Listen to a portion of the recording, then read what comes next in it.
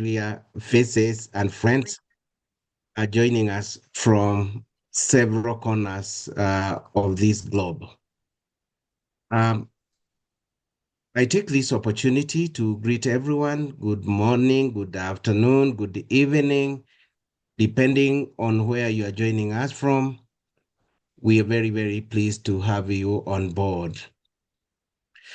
It is a tradition in IDS, and to hear Professor Kabiro Kinyanjui talk about it, that the memories of his time in IDS are rekindled every time he's attending an IDS seminar, gives us a lot of pleasure.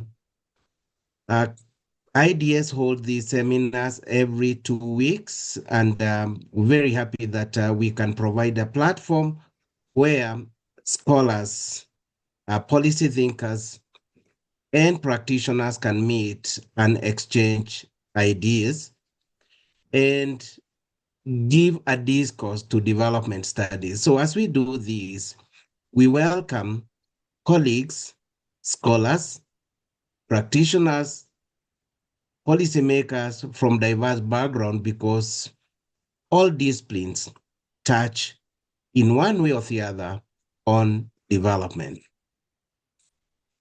So this afternoon in Nairobi, we will be listening to a very interesting historical case that mirrors what Kenya is experiencing today on matters of minimum wage or reserve wage and unemployment. And Dr. Jenna from University of Manitoba has graciously offered to give us a talk, but not from the current scenario, but more from a historical perspective.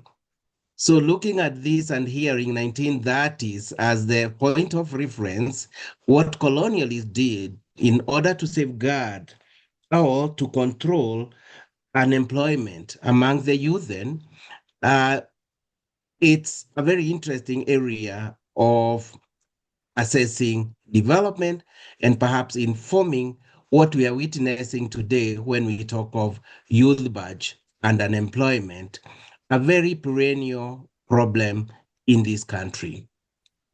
So I want to say that we are very happy for all those in attendance.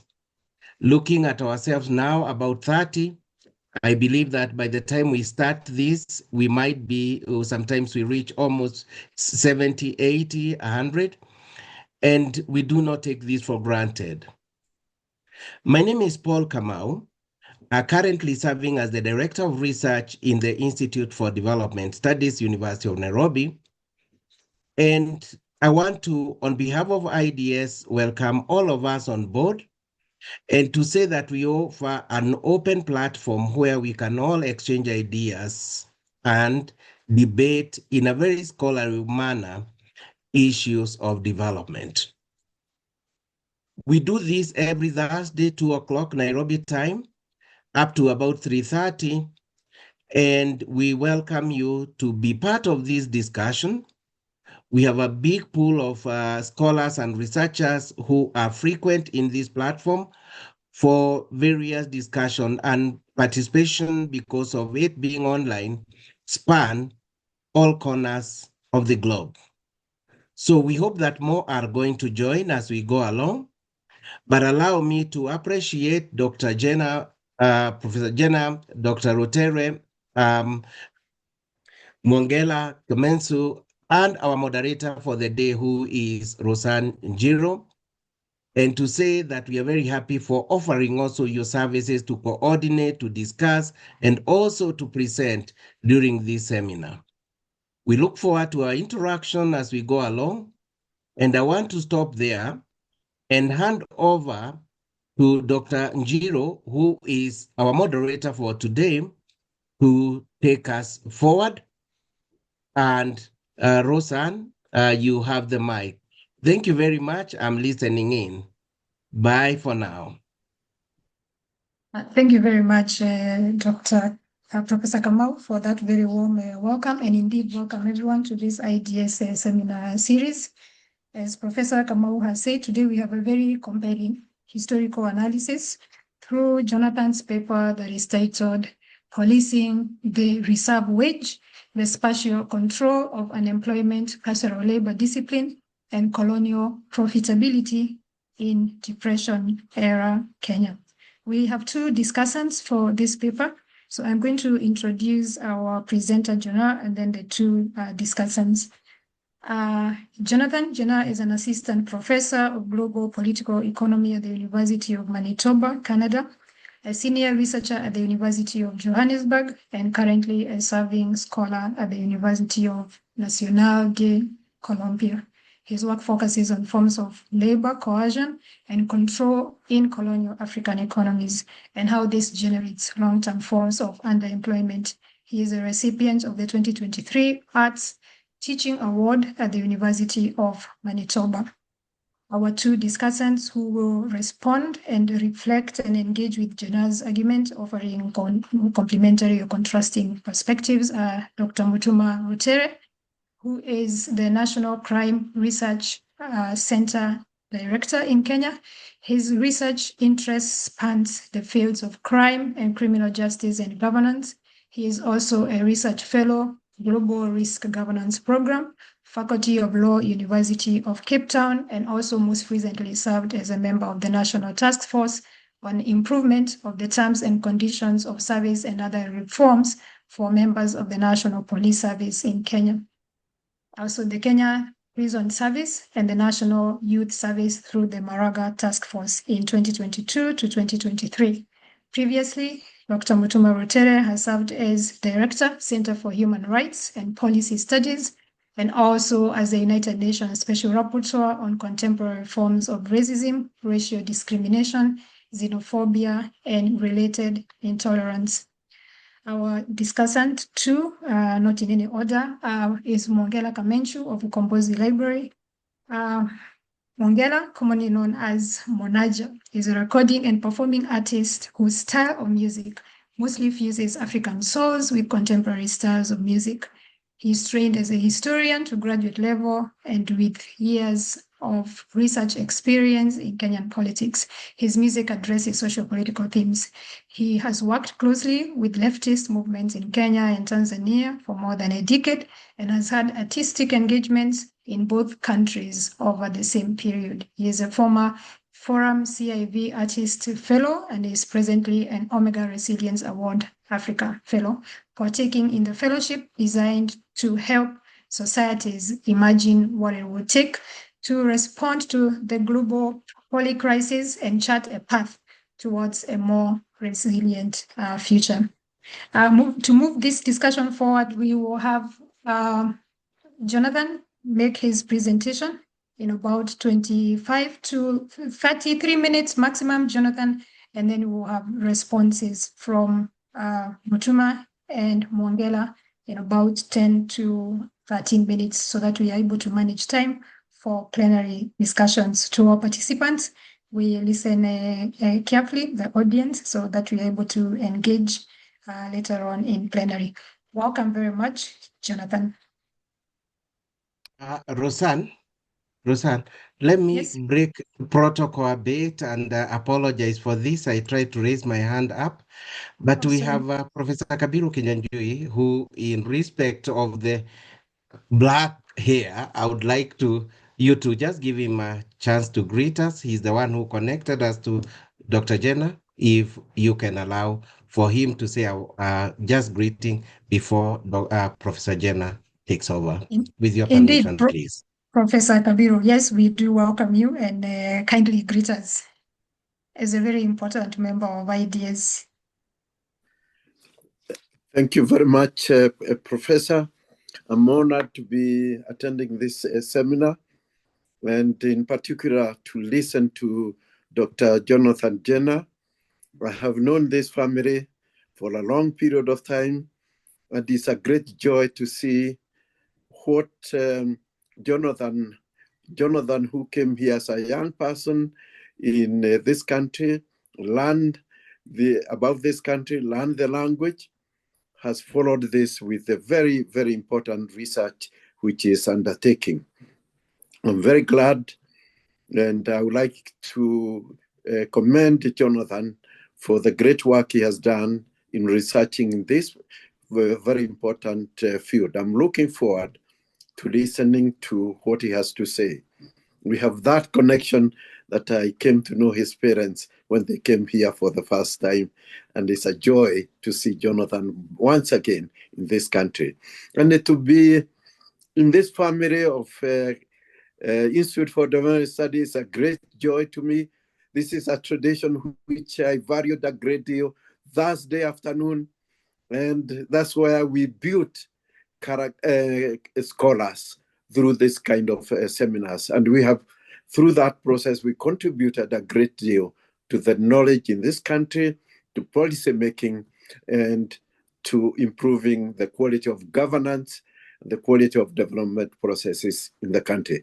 Thank you, all of you who have joined us this afternoon. It's my joy, right, and honor to be here with you this afternoon. Thank you very much, Professor Kabiru Kenyanjui. We are delighted to have you. Now, Jonathan, please, you may make your presentation. Okay, thank you very much. I'm going to share my screen here and then just get started.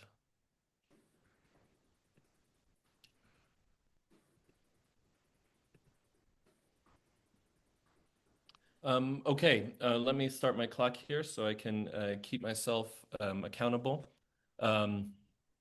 I'll say I'm gonna try to move through this with some haste, but I'm very happy to send these slides to anyone as well to make the paper available. I can just email you a PDF of the paper. It will be open access soon.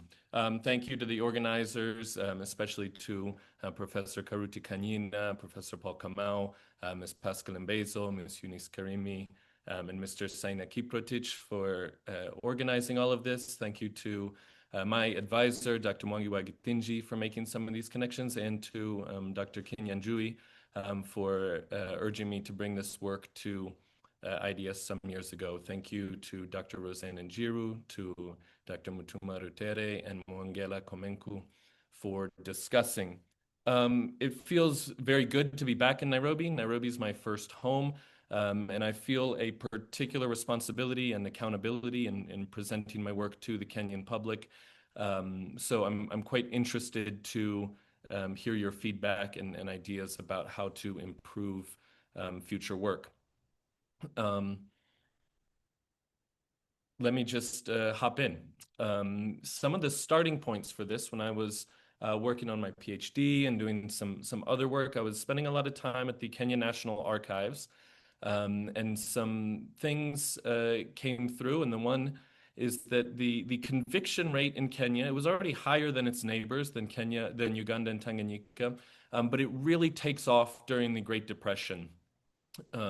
And this is matched with this persistent and widespread unemployment that's throughout Kenya in the 1930s, which is a little bit unique. There's some down in the mining areas of Southern Africa, but the fact that there was unemployment, people looking for work who couldn't find it and who couldn't just return to their shambas, say, that was a particular feature of Kenya in the 1930s.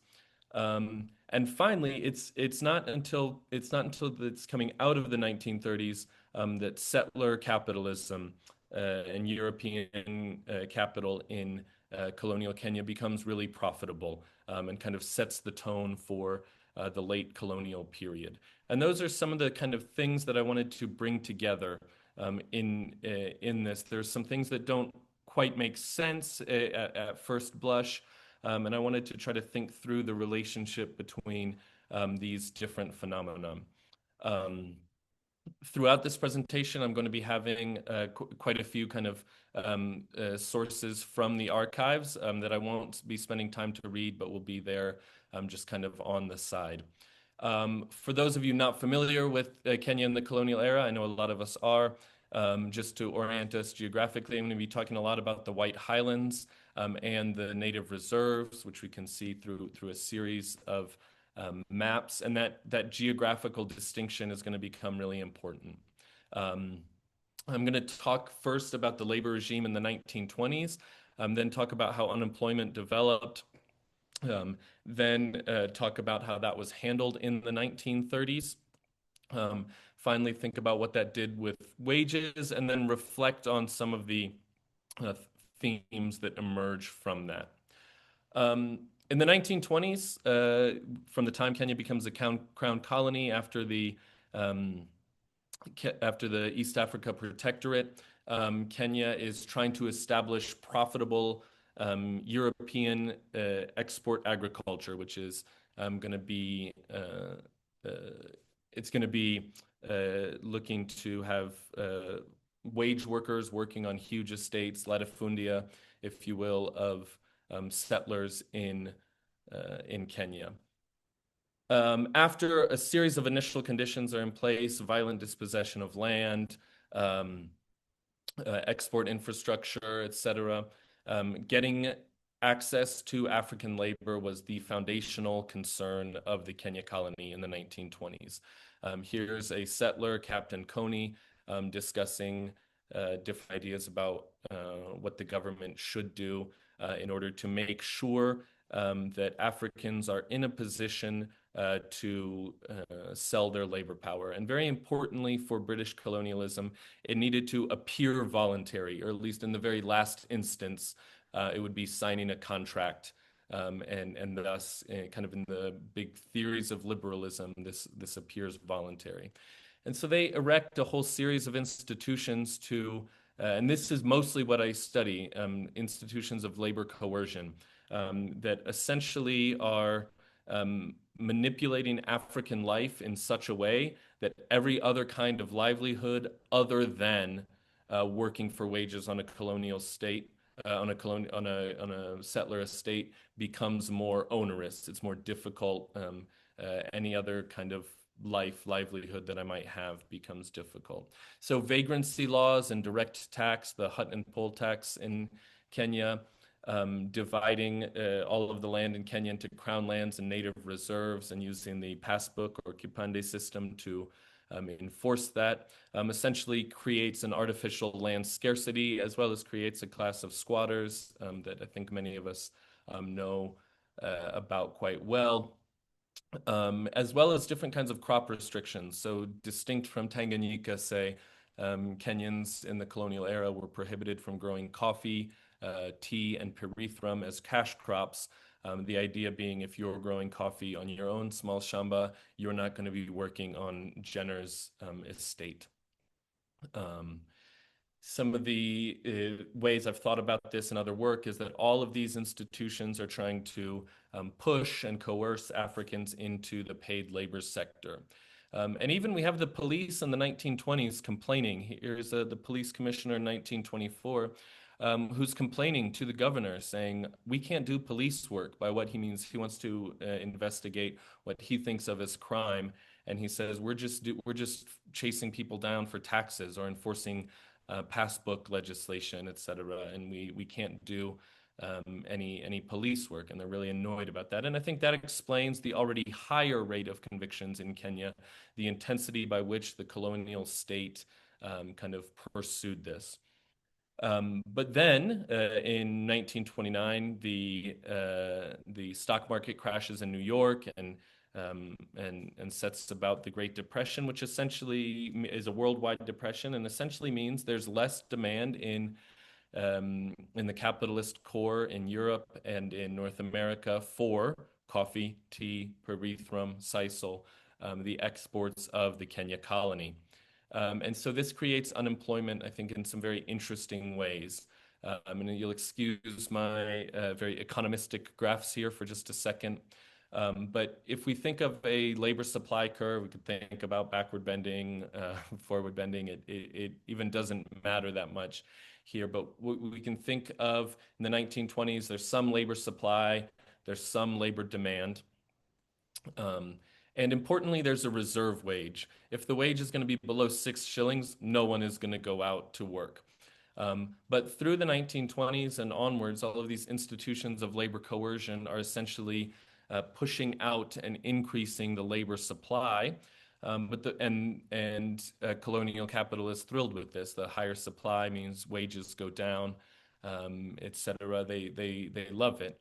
But during the Great Depression, demand for labor, that is, the demand for the coffee that I'm producing on my estate as Captain Jenner has gone down. So I'm now have less demand for employment, and my demand has moved in. And I think broadly what we look at is both wages drop and there's now this kind of unemployment that is unemployment at this reserve wage. Wages are as low as they can possibly go, and there's still more people that are looking for work. And that's again because all of these other livelihoods have been made impossible or certainly more onerous. It's harder for me to attend to my crops on my shamba. And here's a graph of men in daily agricultural employment in Kenya in the kind of interwar years. This is also just problems with data. There's women and children constitute between 15 and 25% of the labor force in this time, but the data is really hard to come by. And what I'm going to do is take this, the amount of men working in agriculture, and overlay it with some archival resources here. And we see in the 1920s, the concern from archival sources is that there's still not enough labor. By the late 1920s, the system is working for colonial capital. And we see lots of reports that the flow of labor is sufficient to meet the demand. But by 1930, by the time the Great Depression rolls around, we just see considerable reports. We don't have any data on actual unemployment, but we can say that unemployment was widespread, it was persistent, and it was deep by the strength of these reports. And this, for me, I take to say we can talk about the mid-1920s as an era of excess labor demand, and that was the case for the entirety of the Kenya colony up until that point. For a few brief years, we have a commentary where labor supply is equal to labor demand, but henceforth, there's commentary that there's just excess supply. And so first, the work that I'm doing is just establishing that there was widespread and persistent unemployment in the Kenya colony, and having what economists call a loose labor market here becomes kind of important. A lot of kind of econometric historical models don't account for the fact they kind of use a model that has a tight labor market that really doesn't work if we see that there's significant Kenyans out of work all the way through in the early war era. And on the one hand, the basic deal is that if I'm a settler on my coffee estate somewhere up in the White Highlands, I love unemployment, because unemployment pushes wages down, and wages had been creeping up in the 1920s. On the one hand, I can call the district commissioner and see what he can do to squeeze more labor out. But the other thing I might have to do is increase wages. But if there's unemployment, I can push wages down. And so colonial capital loves unemployment. Yet while it's beneficial to the profit rate of settler capitalists, it also presents a lot of threats to white society. I'll just move through these quickly. There's a lot of fears of petty crime. Importantly, these are fears. Crimes against property, crimes against people don't go up in any appreciable way. But fears of petty crime do. As well, we see in the archival record a lot of anxiety related to different kinds of political and labor organizing. This is a time when Harry Thuku is detained in Kismayo, when there's kind of these welfare cum political organizations, the Kikuyu Central Association, Kavirondo Tax Welfare Payers Association, etc.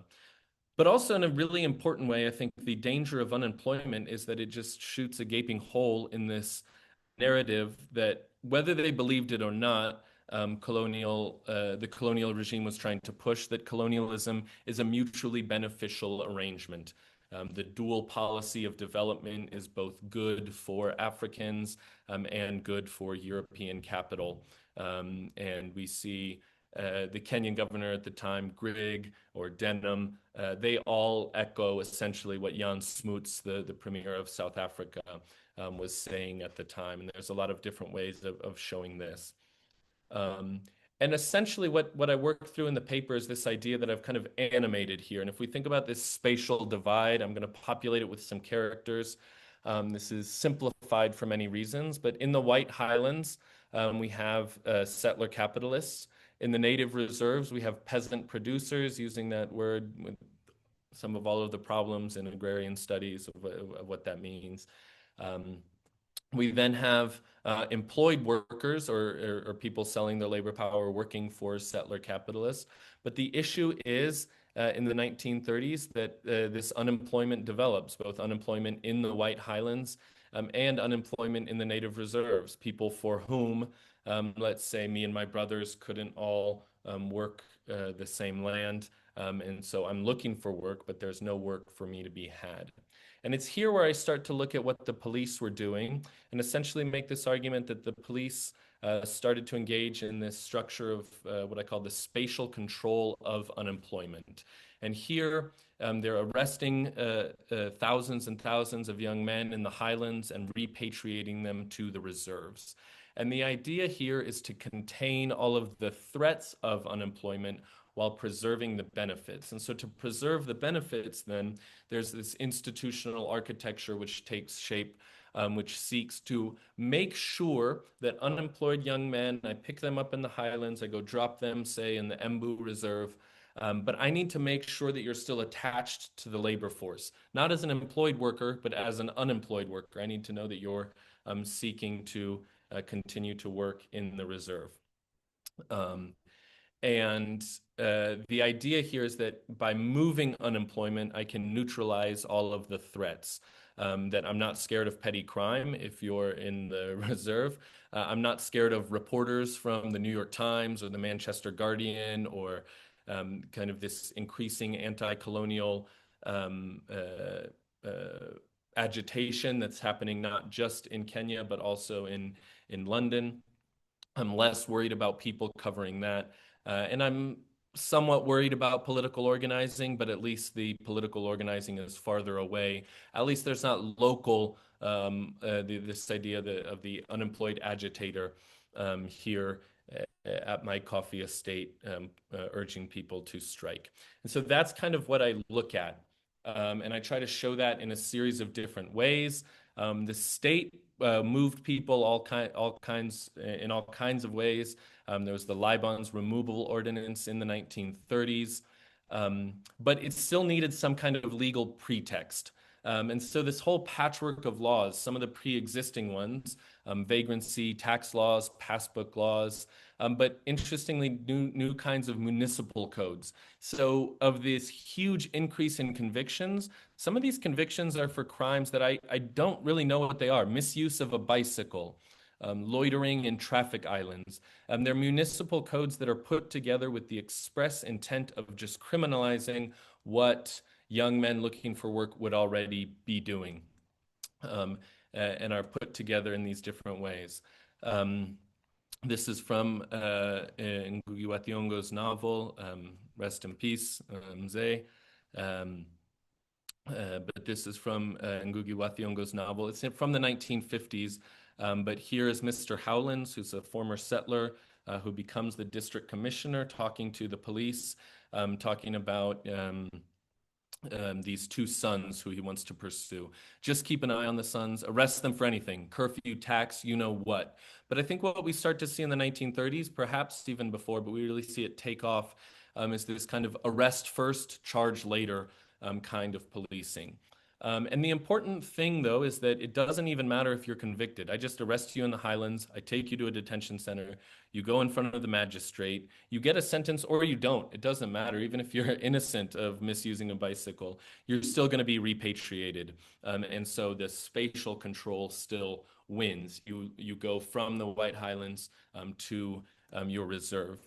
And in 1933, actually from the University of Nairobi Digital Archive, a fantastic repository that I've used, I found this law called the expulsion from certain areas of the colony of persons whose presence therein is deemed to be undesirable. And this kind of reaches its apogee. And you could just say, whoever this person is, they're undesirable. We can move them out of here. So here we see the district commissioner of Mombasa writing to the provincial commissioner of Nyanza saying, hey, can we find a way to get these unemployed people out of Mombasa? Here we see E. Carey Francis, who some of you may recognize, but at the time here he's at Maseno School. He's famous for caning Odinga, amongst other things, as well as working at Alliance High School. But here just saying very specifically, targeting this one guy, Salo Obwanda. He's no good and you should pack him off to his home in Bunyore. And you see, like, what are you doing? And I think he's appealing to the police for this expulsion from certain areas of the colony. And you can see by the 1930s, the Native Affairs Department is saying, hey, this is working. We're getting people out of the larger towns by enforcing these whatever municipal rules, while we're also sharpening up past rules. But I think one of the ways we can see kind of how naked this project was is that crimes that any of us would think of as crimes, that is crimes against property or crimes against persons, those show no increase in the 1930s. So this huge increase in arrest is all basically ordinance and municipal violations. So maybe a passbook violation, but also again, like misuse of a bicycle, accessory to witchcraft. One of the important ones is singing of forbidden songs and dances, particularly mutirigo at this point. But then the question becomes, okay, now how do we make sure that people who we've moved, we still need to keep them attached to the work, to the labor force, because we have these twin ideas moving here. That on the one hand, we love unemployment because of what it does to wages, but we're scared of unemployed young Black men. And the issue with arresting a lot of people, and one of the real puzzles I wanted to go through here, is that if we're arresting large amounts of people, we're essentially taking them out of the labor force, and we're adding another increase to the budget of the state. In 1934, there's about 90,000 men in agricultural employment, and there's 50,000 convictions that year. So over half of the agricultural labor force is convicted of something. So the idea was to pull out the unemployed, move them to the reserves, keep them in, but don't keep them in jail. So it's what I call carceral throughput. If we could just move people through detention very quickly. And the way that we see this is that what we can do is manipulate sentencing. I just sentenced you to something very short, to a fine, something like this. And we see this that from the 1930s to the 1930s, the amount of convictions quadruple, but the average amount of people in Kenyan prisons, it barely grows at all. It goes up a little bit, but it certainly doesn't quadruple. And we can see this huge increase in convictions. What were the sentences? And people sentenced outright to detention and imprisonment wasn't a lot. A lot of people were fined, and it was just kind of like, oh, you've misused a bicycle, you must pay a 15 shilling fine, something like this. And then a fair amount of people were imprisoned for a short time for their inability to pay that fine. But we also see the increase. I didn't know what bound over meant. I had to go look through that in the archives, but that was essentially the magistrate just saying, you've been a very bad boy. Don't misuse a bicycle. The other thing that I talk about is fallback position calibration. I need to make sure. So a lot of for example, in instituting the hut and poll tax, saying every year all men between 16 and 45 must pay 12 shillings. That makes it so that you need 12 shillings, whether you do that by selling maize from your shamba or going to work for wages on a coffee estate. Is irrelevant, but it puts that pressure there. And so fines can do that. It's always kind of trying to make sure that that people, either as they're moving through this kind of system of punishment, or when they're released, are held into the labor force, and that any option other than looking for work on my estate is made more onerous. And we can see this in all kinds of ways, which for time, I'm not going to go through here. One of the big problems actually became sentencing for taxes. Actually, in 1934, the Supreme Court, which had some independence, it decided that the maximum sentence for a failure to pay the hut and poll tax was 14 days. At the time, the hut and poll tax was 12 shillings, which would have been about 3 calendar months of work. So I could say, I'm going to go work for 3 months to pay my hut and poll tax, or I'm just not going to pay it and I'll go to prison for a fortnight. And prison was not the prison of it wasn't the detention camps of the 1950s. There were very lax affairs. There's reports of people going to the edge of the barbed wire fence to smoke bangi with their friends, and then come back. Prison was just not particularly onerous. Let me just check my time here. I need to move. But they try to calibrate this in all kinds of ways and eventually make it so prison sentence for tax defaulting is just a little bit longer than how long you would work on the farm. But then we can see all of these ways to try to make sure sentencing is just a little more onerous than working for wages in all kinds of ways. A vagrant detained would be given rations not too extravagant and a very small wage, but they would not be attractive or comfortable as those in private employment. We also see an increase in the recruiting effort. I'm just going to move through this with a lot of speed here. The idea is that not only private recruiters who had been used for some time, but they're overseeing kind of the spatial mismatch. So instead of, there had been a system of particularly recruiters from estates in the highlands going to central, southern, and northern Kavirondo to engage young men on contracts. But now the state stepped in and played a part of that. And private, if I'm here on Jenner's coffee estate, I could write to the district commissioner and say, hey, I need 50 people for the harvest coming up.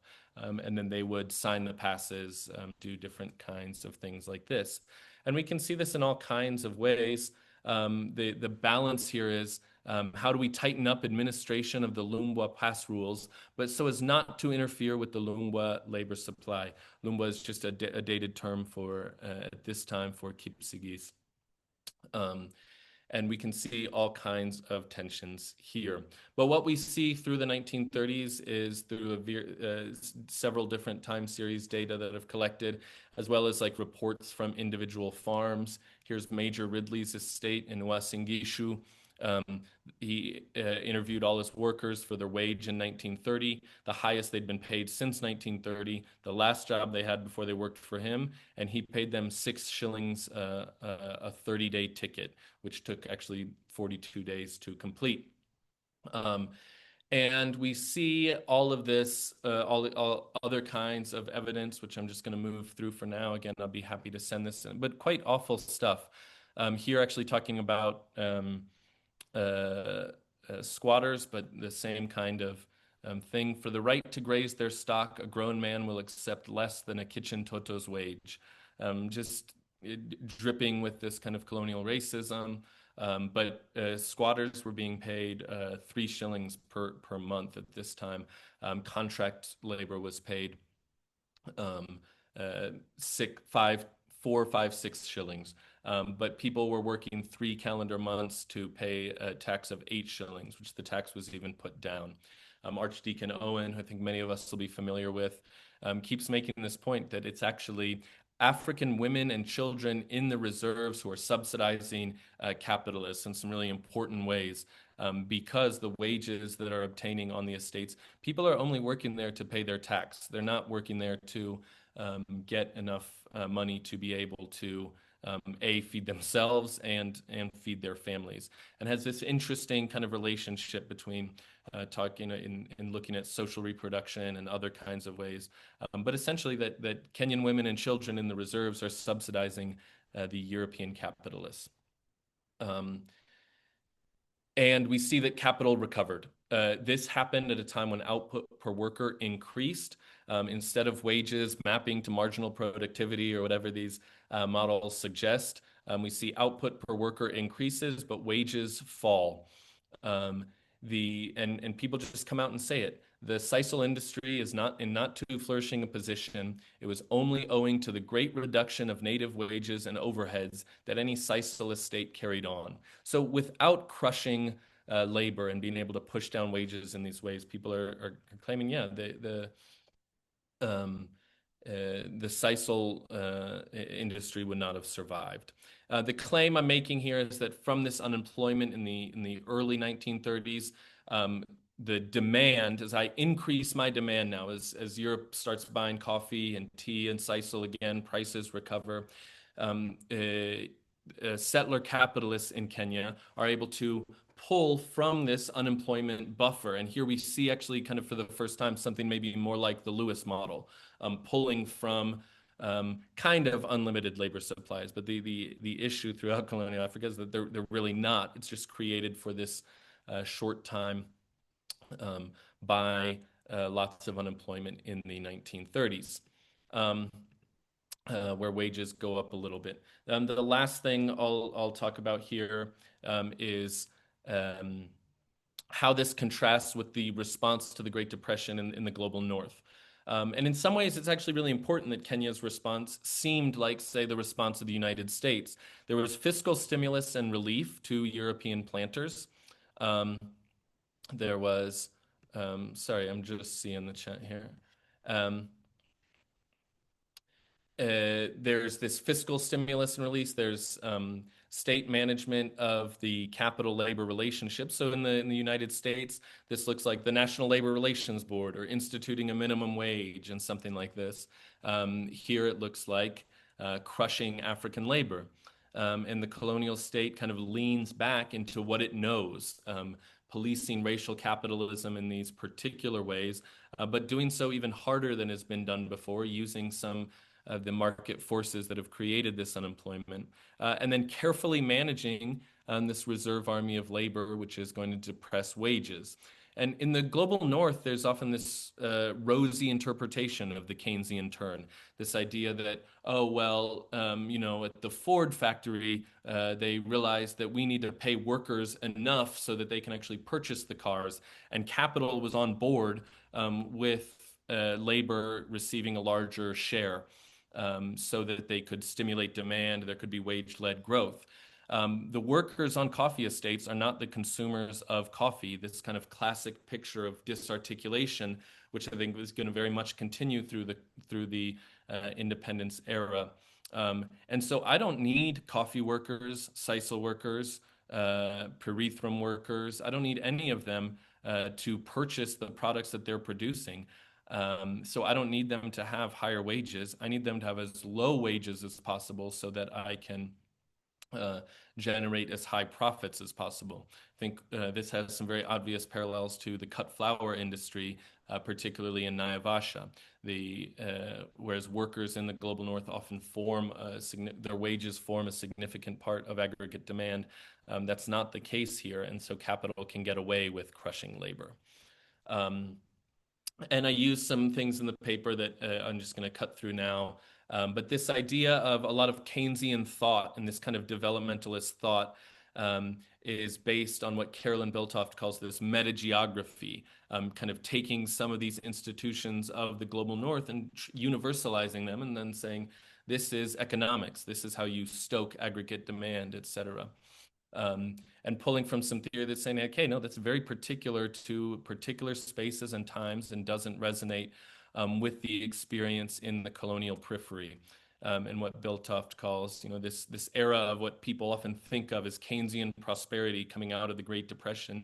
She says, hold on, this is one of, first of all, domestic in the global North, but as well imperial political apartheids throughout. I'm going to stop there. There's a conversation to be had about ways in which this system kind of lasts through the independence era. I think that labor coercion did not diminish. It actually probably increased through the colonial era. And then a post-independence capitalist class, bourgeoisie, kind of inherits many of the same imperatives that Delamere, Jenner, whatever folks on their estates.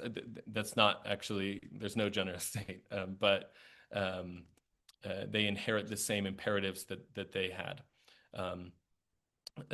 And to try to think about that as ways in which some of these developments in the colonial era affected much of the political economy of the post-colony. I'm stopping there. Thank you very much. I'll look forward to a conversation with all of you. Yeah, thank you very much, Jonathan, for providing us with that very well-developed and very logical paper on the historical context of policing the labor of the African men in Kenya.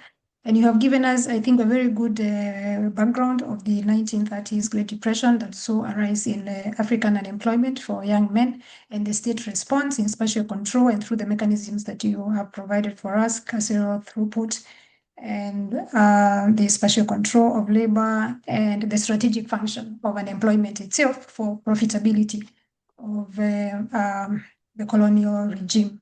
And you end with a comparative insight that contrasts the Keynesian model in the core capitalist countries and argue that, in fact, colonial regimes were sites of intensified repression rather than welfareist interventions. And now I do want to welcome our discussants, and I'll start with Mongela. And in your response, and as you assess the implications of colonial labor, might you also discuss this in context of how colonial labor policing also plays out in contemporary labor structures in Kenya today, and perhaps also how this colonial labor itself shapes post-independence economic policies? Mongela, about 10 minutes, please. Thank you very much. Thank you very much. Interesting challenge, Roseanne, that you have laid, how the idea of labor disciplining labor, how it's reflected today, which kind of takes me back to some years back when there was a strike at the Kenya airport, the workers at the airport. And I recall the minister saying that this is a state installation. There should never be strikes here. It's an essential service that is being provided.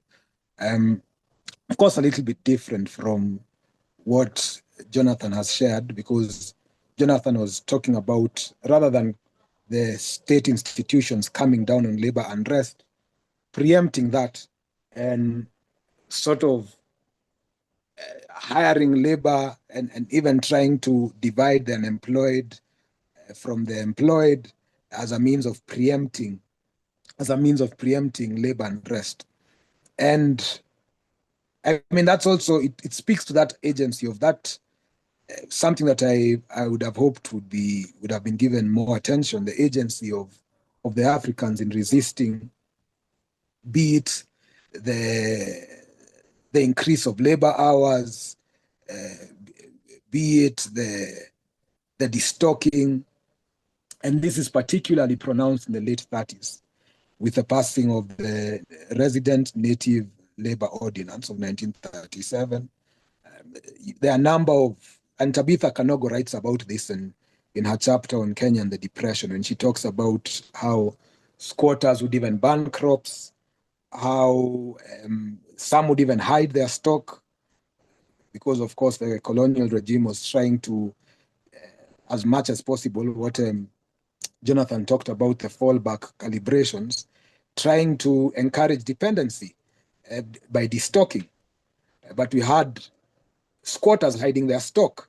We also had go-slows. We also had labor withdrawal. And this is particularly pronounced in the 1930s, late 1930s, as we go towards the war period, the war period where more or less the colonial regime tries to ban political activity in in the context of a war with Italy and the border in Ethiopia and so on and so forth. So that agency of resistance. And also, I would further question there was a archival information that you found out about how moving the unemployed to the reserves would be a solution. Labor preempt labor unrest. Could it be that the colonial regime's fears were, how would I say? Would I call it a miscalculation? Because we are actually finding resistance from the employed themselves in light of just what I've just shared. Like the idea that you're going to ship off the unemployed to the reserves, and that would mean that you'd have a gravy train going on without any opposition. But in light of the resistances that come in the late 30s from the employed itself, probably there's some sort of miscalculation there. I find it interesting how at a certain point in history, there is a sort of idea that arrests, jail terms were sort of antagonistic to labor, to employment and labor productivity, because you want them to serve short sentences and later join you as a laborer. But later on, we see some sort of evolution, because at some point we have, especially at the time of the 50s, we have the camp in Moya Tebere becomes the camp that is set there, which is actually for detainees who are involved in the Kenya Land and Freedom Army, Mau Mau. They now become used as labor for a rice plantation scheme.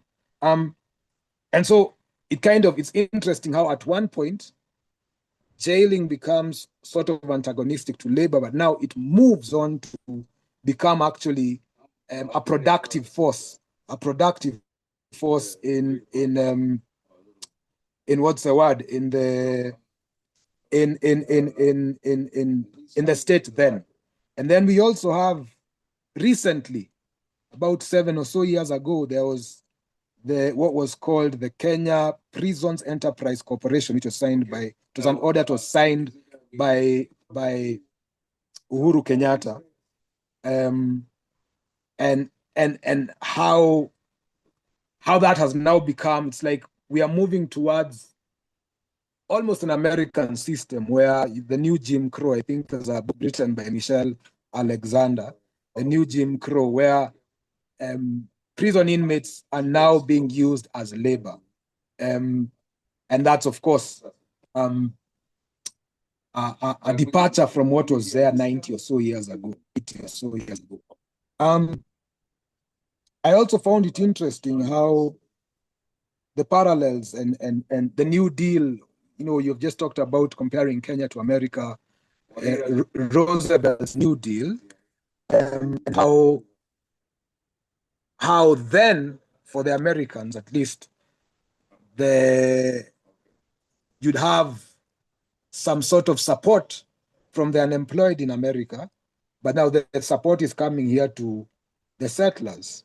And that kind of speaks to that idea of the universalism or the purported universalism of Keynesian economics. And I think that also speaks to, fine, we could talk about how it was applied in the North and how it impacted the South. But even as the North was thriving economically, there's also a critical element of how the periphery itself fed the North, particularly in the war years, particularly in the Second World War, and this is pronounced in the 40s. So I guess those are my comments. I found it, I find it a very interesting presentation, and hoping to engage further with you in the evening, Jonathan.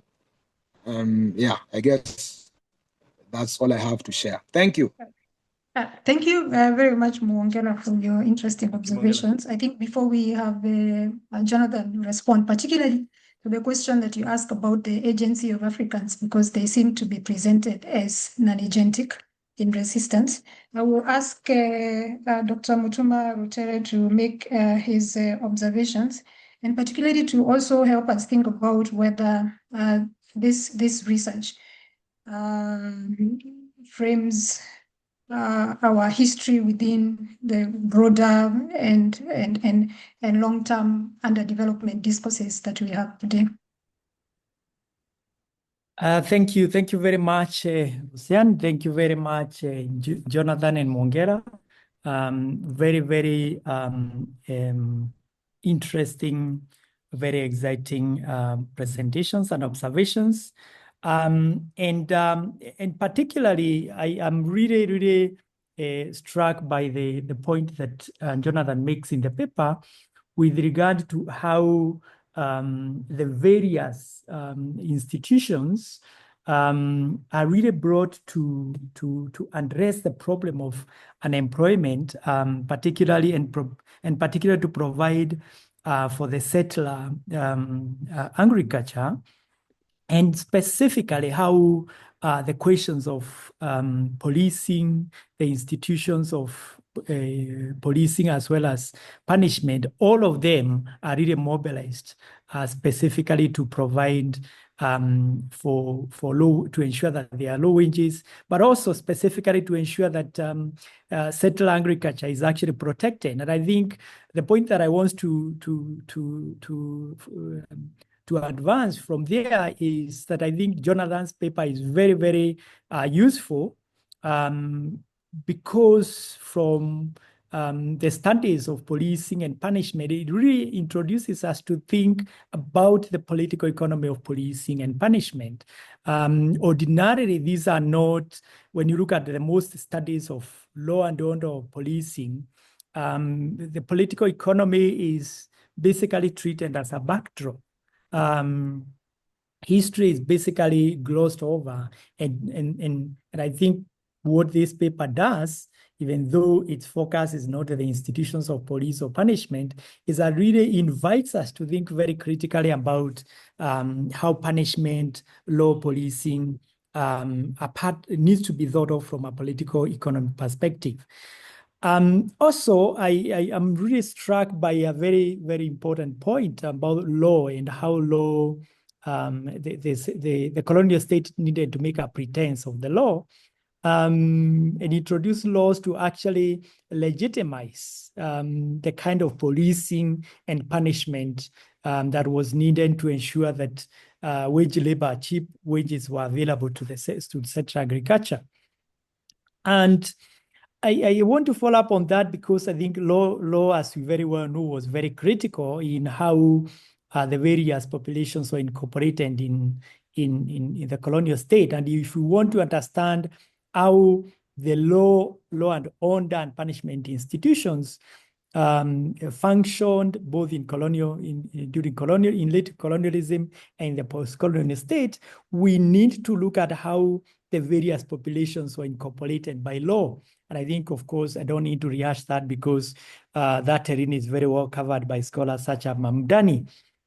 But just suffice it to say that, law, the British made a fetish of the law across the entire empire to legitimize practices such as what Jonathan has actually set out in the paper, but also to protect settler agriculture and settler institutions.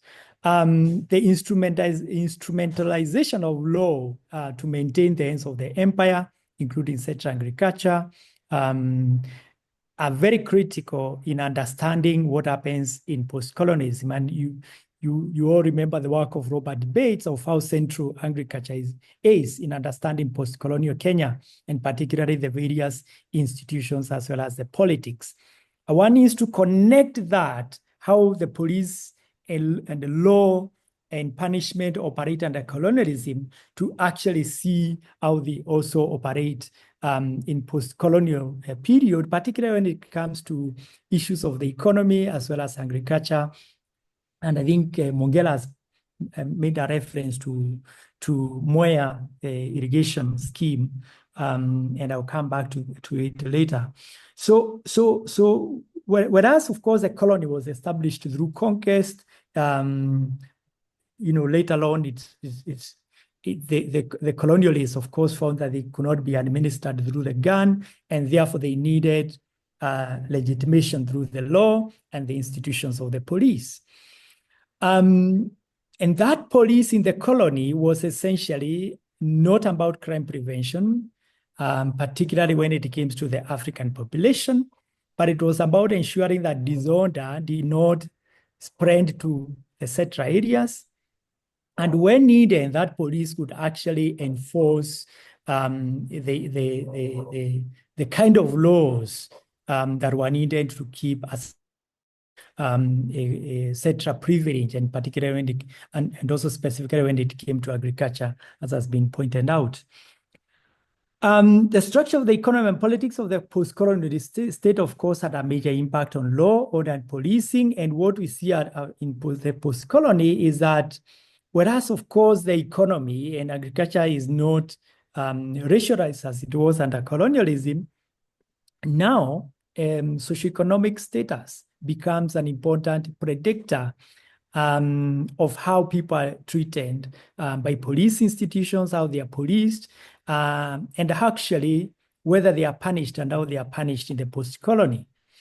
So if you look at the spatial policing, for instance, in the urban areas, there's intense policing in poor urban areas. The poor are subjected to the kind of policing and the punishment of infractions very similar to what has actually been pointed out by Jonathan in the papers. The vagrancy laws, for instance, are remain in the books until the 1990s.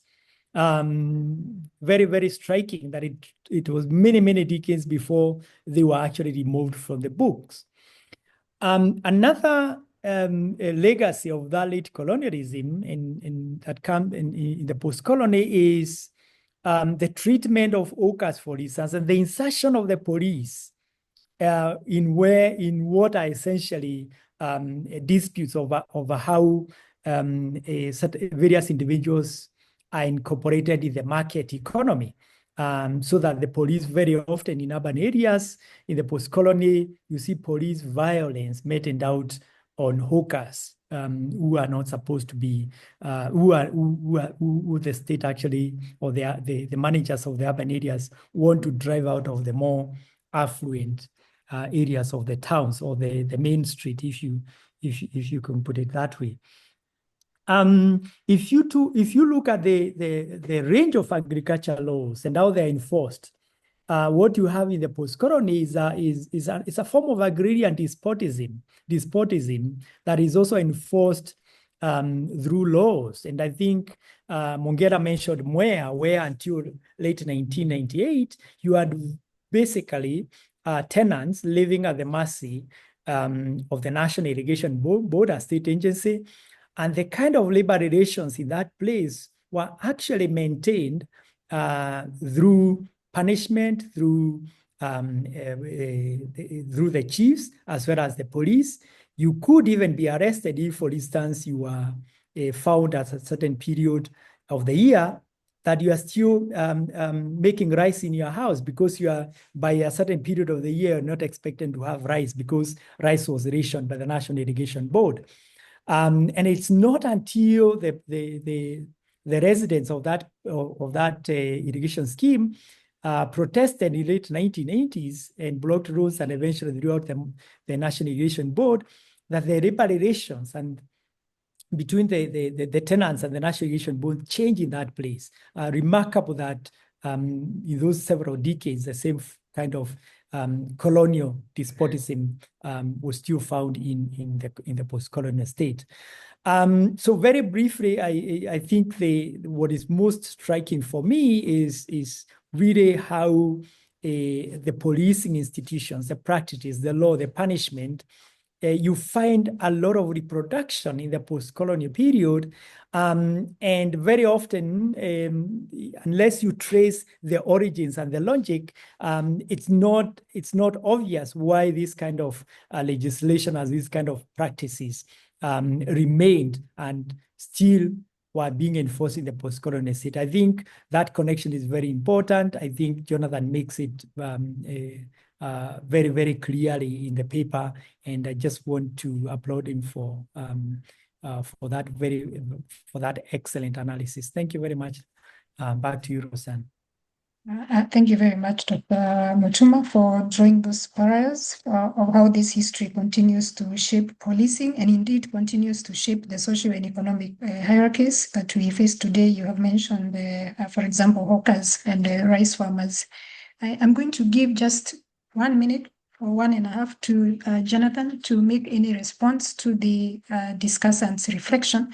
And then we open the floor for questions from the audience. And please feel free to type your question on the chat. We will be on the lookout for that. Jonathan? Thank you, Roseanne, and thank you very much, Mutuma and Mongela, for your comments. Let me just make two brief comments. First, this question about the agency and Africans of this era. Admittedly, it's not something that I've highlighted here in this presentation, and even in the wider paper. And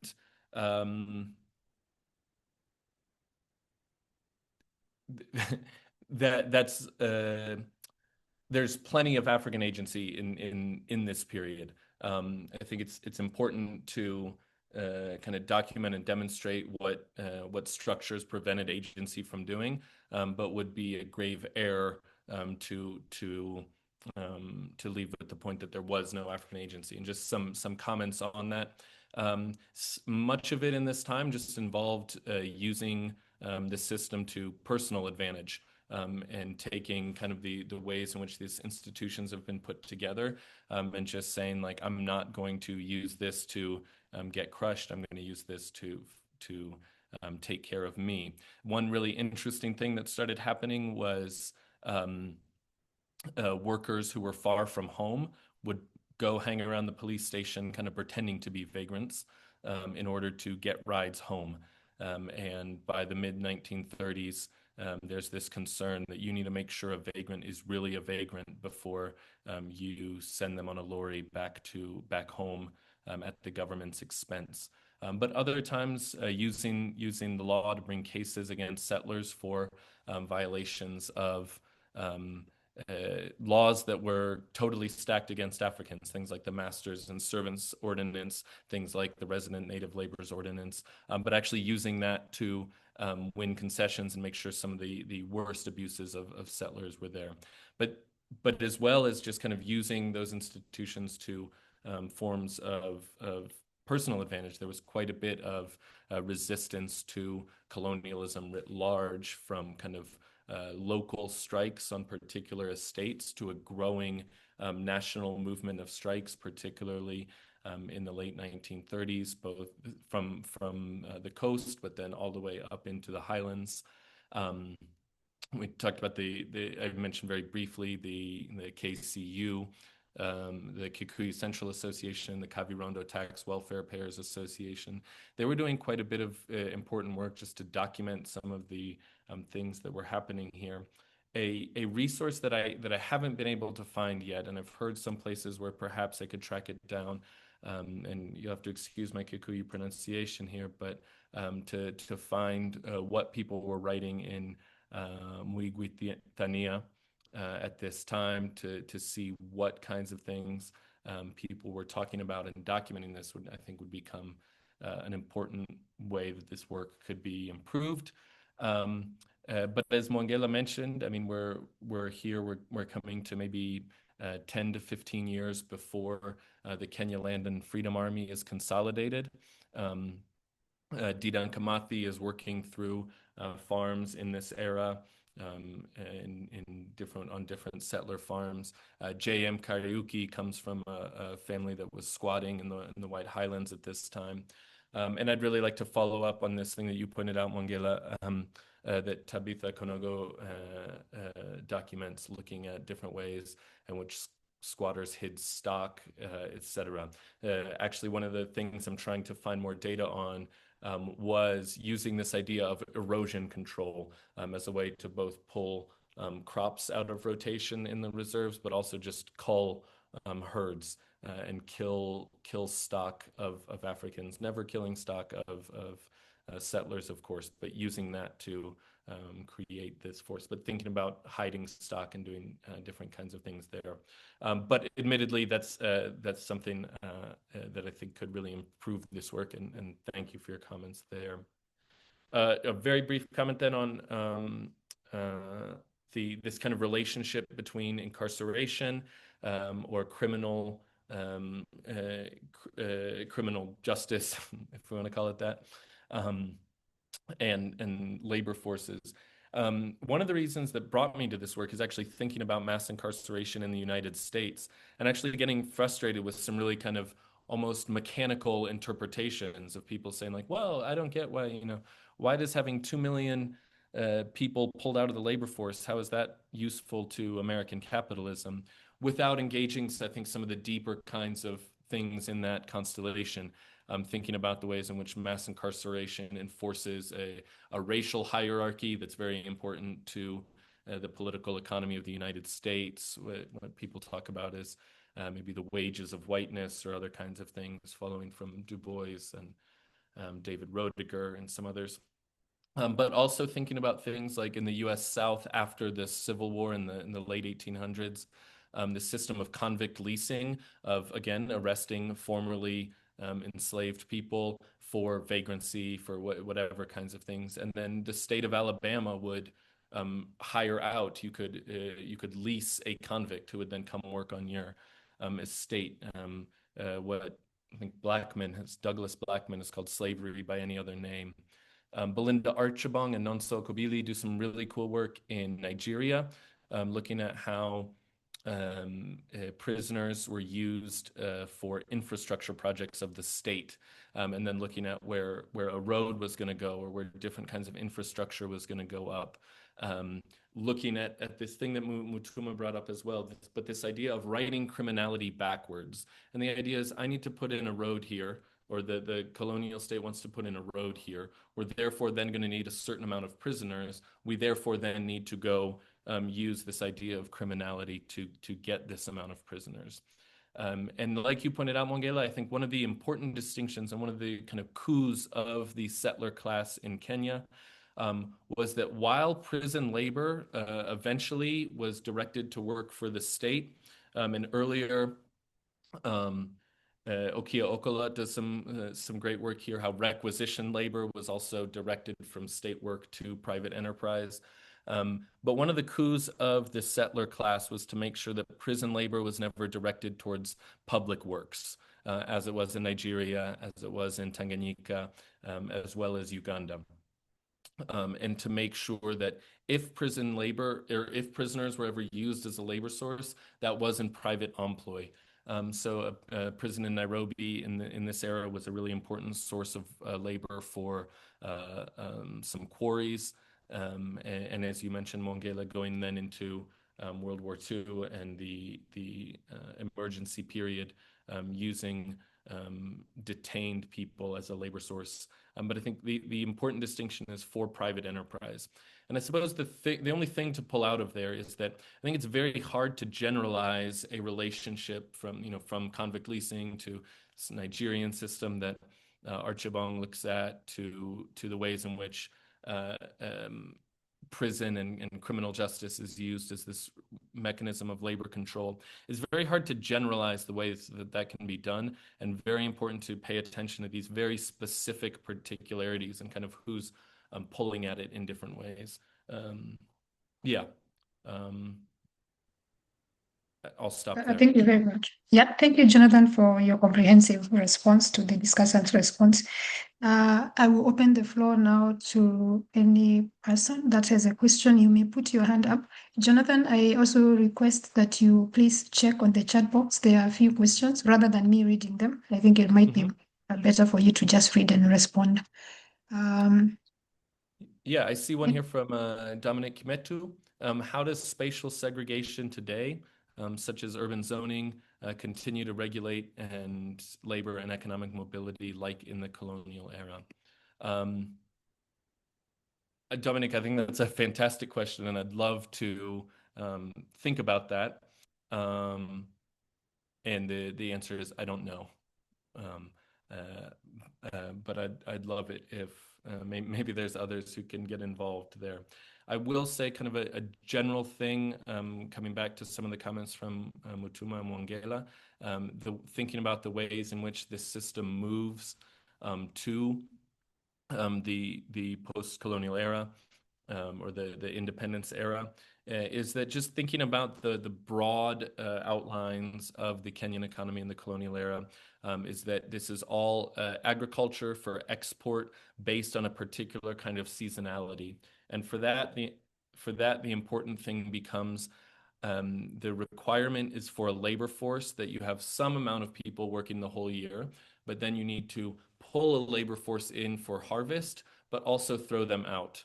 And so you want them to be able to reproduce themselves in some way. I want you to have a small shamba so you can feed yourself when it's not coffee season, but I don't want your shamba to be so good that you are able to grow enough for yourself. And I want you to be also close by. I think there's some aspects to think about there. And again, I think going back to Naivasha, in the cut flower industry, if we think that in the month before Valentine's Day, in the month before Mother's Day, I'm going to have a permanent workforce, but then I'm going to need to pull in a huge amount of workers. And what is the kind of spatial logic of that? But the answer, Dominic, is I don't know. And that answers a little bit of your second question there, David. To what extent did wage laborers retain non-market access to subsistence from the land? And how significant was fully dispossessed labor? And these go back to some of the big debates about proletarianization or semi-proletarianization that have happened here at IDS, or even the informal sector that have happened here at IDS and other places, with Agrarian South, Tandika Mkandawire and Sam Moyo have some great work here, but really kind of this important piece that this quote by Archdeacon Owen, I think, points out that it was important for colonial political economy, for capital, to not have a fully proletarianized workforce, because a fully proletarianized workforce would mean that I would need to pay wages that keep you alive for the whole year. And so very similar, I think, to a South American latifundia, minifundia system. It's the home production or domestic production, the ability of people to grow crops for their own consumption, perhaps even for their own sale, which is then used in their own consumption, is important, and even acts as a subsidy to settler capitalists. This Archdeacon Owen talking about that. And following this through the archives, the debates now on semi-proletarianization and agrarian political economy. In the archives, this is talked about as detribalization and the issue of detribalized natives, which is clearly a dated term and odd in so many ways. But the idea is that I want you to be largely dispossessed, but importantly for the Kenya colony, I need you to not be totally dispossessed. And again, that goes back to the seasonality of the labor force requirements. And this would be distinct from, say, the copper interests of Northern Rhodesia, where you could say, hey, you can mine copper all year round. So therefore, I want you fully proletarianized. I want you to rely on wages for your entire livelihood. And there's still some ways in which there might be a subsidy from a minifundia. And your first question there, David, is about some of the earliest methods to create commodified labor power in Kenya. That's the kind of broad arc of a lot of my work. Taxes, definitely, but requisitioned labor, that is kind of, we could talk more about it later. But importantly to Kenya was then creating this artificial land scarcity through the native reserve system. And then essentially the feudal requirements of squatters. Squatters were people who then overnight found themselves in the White Highlands, maybe it's my ancestral land, etc. But in order to continue to raise stock, have to have access to land, you had a feudal corvée obligation, first 180 days a year, but later 270 days a year from 1936 on is how long a squatter had to work for wages. And those wages were just hauntingly low, three shillings a month. And oftentimes squatters weren't even paid the wages. It was rather, if I had squatters on my land, what I would do is pay the district commissioner their wages for their taxes, and they would never even see cash. Some really quite horrendous stuff that I could talk about quite a bit more, but not now. There's another question by the director, Professor Kamau, Yes, if you from can see Dr. that. Kamau. When you draw a parallel on imprisonments in Kenya, Uganda, and Tanzania, it's clear that Kenya had the highest number. While the three countries were more or less under the British Empire, hence similar labor and employment, what could explain the variation across through the three countries? The difference for me is that is to challenge one of your assumptions there.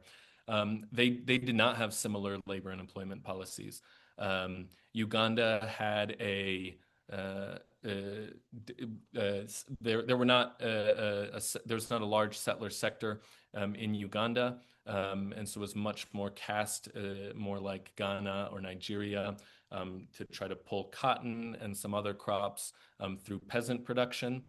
Still all kinds of ways of exploiting and pulling surplus labor out of Uganda, but not surplus labor sold as wage labor, rather through government marketing boards, I can just set the price of cotton.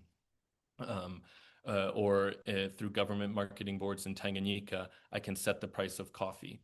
Tanganyika did have a settler class, but the Tanganyika government, which reported to not just to London, but to the League of Nations, very importantly, was much more limited in their scope.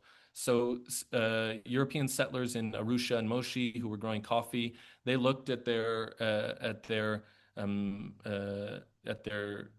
other settlers across the border in Kenya, and they said, hey, Kenyans are prevented from growing coffee, tea, peripherum. Can't we do the same here? And there was quite a bit of coffee cultivation, particularly around Kilimanjaro in Tanganyika. And the Tanganyikan government said, no way. There's no way that we can possibly prevent Africans from growing coffee. It was done in Kenya. It also wasn't technically illegal in Kenya for Africans to grow coffee. The Supreme Court would have overturned such an egregious law. But the way that there were effective bans on, say, the ability of Black people to vote in the south of the US, it wasn't illegal for Black people to vote, but it was made impossible through things like poll taxes, literacy tests, all kinds of different things where everyone knew the game was Black people can't vote.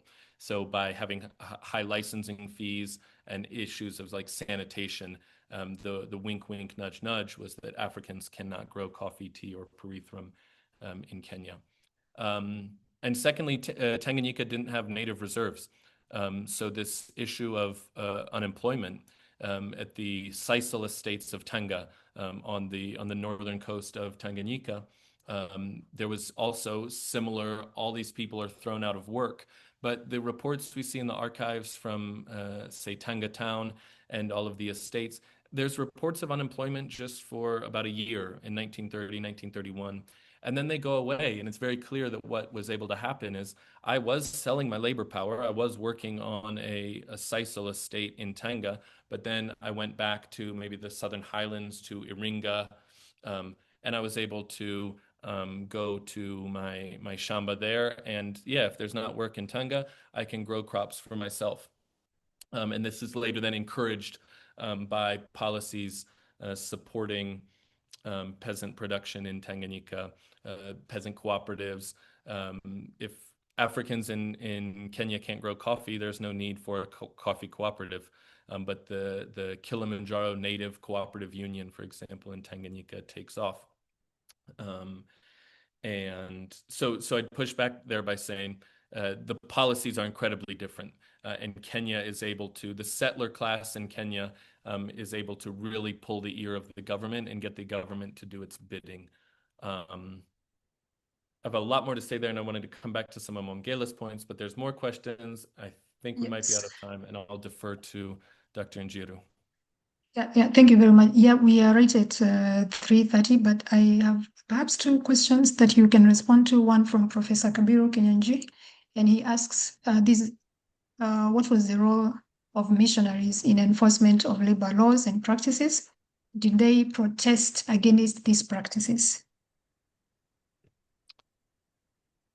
I think this is something I'd like to know quite a bit more about.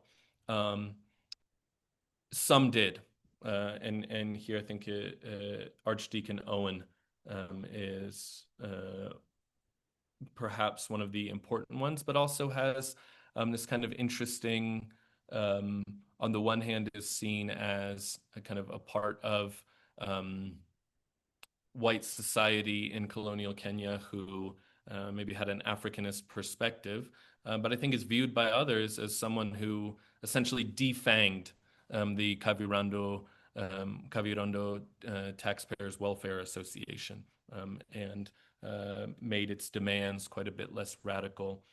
And then there's a few other kind of interesting Christian socialists, Norman Lays, and a few others whose names are escaping me, that certainly documented many of the abuses of the settler class,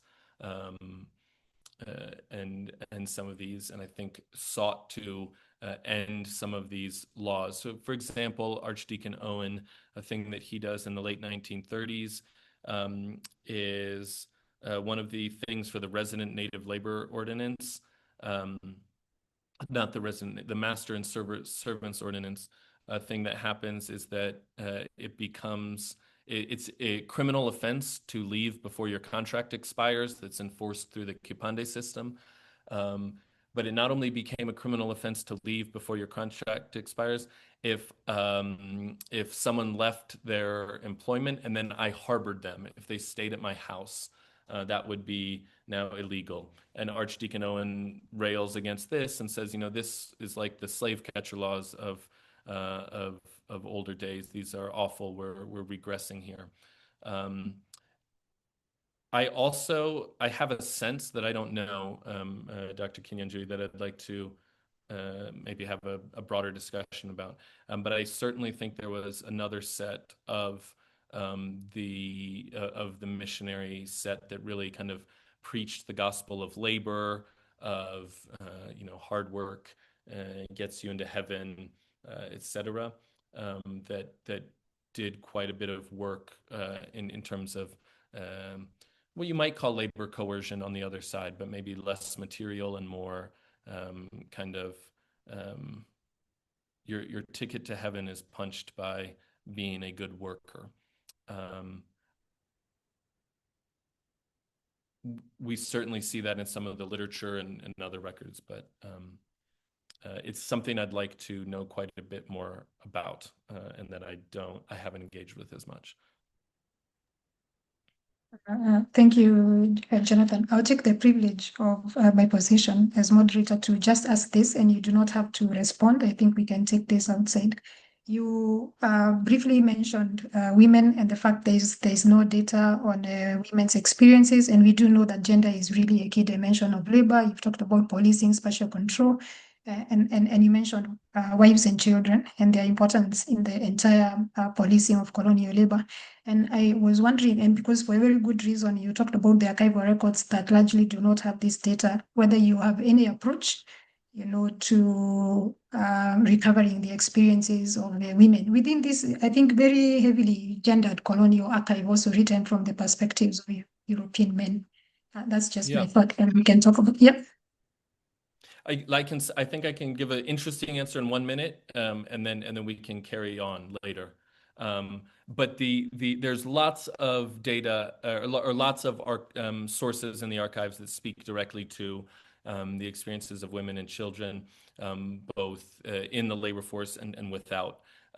Statistics in the archives, particularly labor statistics about women and children are sparse and hard to come by.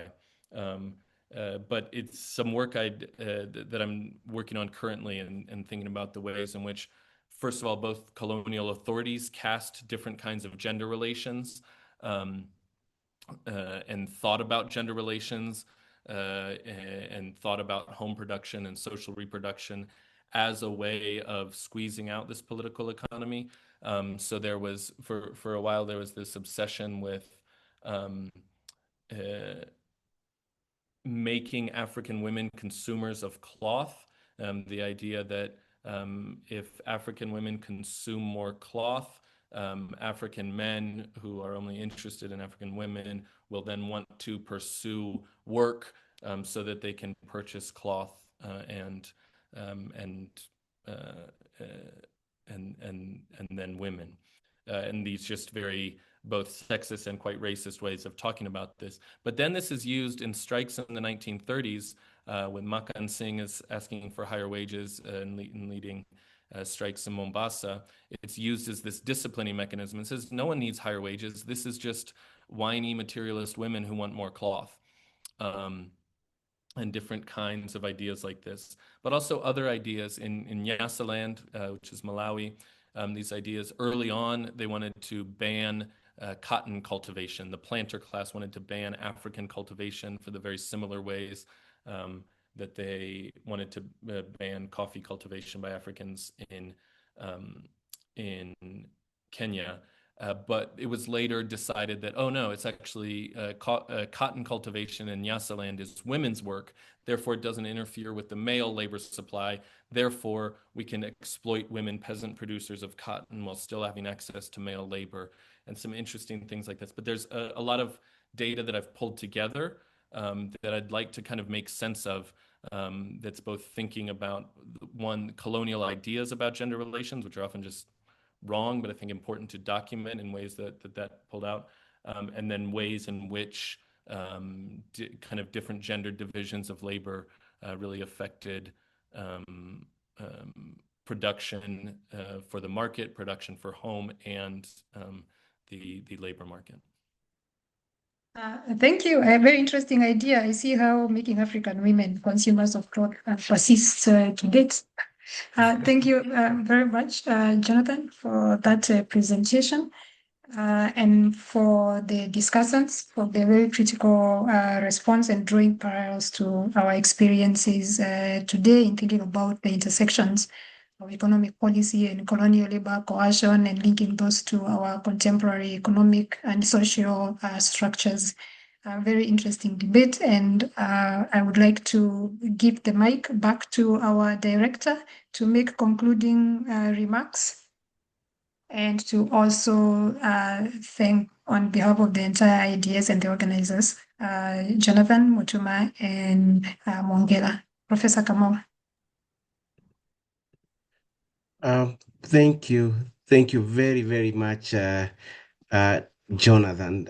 This has been very, very illuminating, insightful. And to most of the people here, maybe with the exception of Professor Kabiro, history that has kinda been not very open to majority of us. So this we really appreciate for taking time, having to dig the archives all the way to 1930s to get some of these very clear illustration is not a mean task, and we really appreciate you. Thank you also for offering IDS an opportunity to discuss these historical discourses, very important for our progression. And you can see even from the participants that there's a lot of parallel between what happened post-independent and what is happening in some of the context today. So there's the legacy of that is still there. Thank you very much, Mwangela and Dr. Rutere, for these, for the rejoinders that are very, very informative, and also trying to show how I actually knew that Muatebere was a prisoner's camp, but the history you're bringing even today of land ownership, possession of rights, that is very important. And both of you mentioned these. To our participants, we can't thank you enough for participating in this and for helping us create a platform for exchange. I want to appreciate our moderator for today, Dr. Njiro.